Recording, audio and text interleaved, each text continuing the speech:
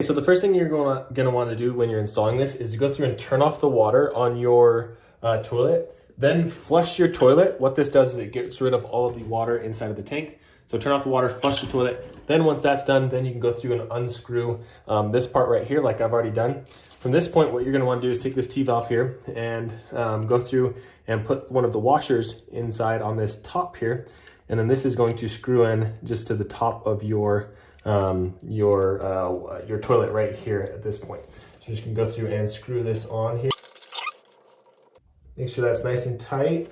And then what we're gonna do is from here, go and take this bottom part and screw this in to this portion right here. So next we're gonna go through and take this hose and we're gonna grab the end with the nut on it. You see there's two different ends. This one with the nut, and go through and screw this on just right here. And then once that's screwed on, what I like to do is actually move this over so that you have the valve, this is an on and off switch, is facing out so it has more easy access, so you can turn this valve on and off if you wanted to. And then you have access to the hose as well.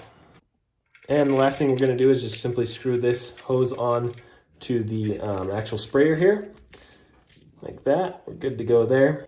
And then for this handle, you have two different options. So you can either go through and mount it using the hardware that's been provided, or what I prefer, the easier option, is just hook it on the back here by lifting up your toilet seat, just like this, and then sliding it on right there. And it just goes on. You can see that has enough pressure to kind of hold that in place there.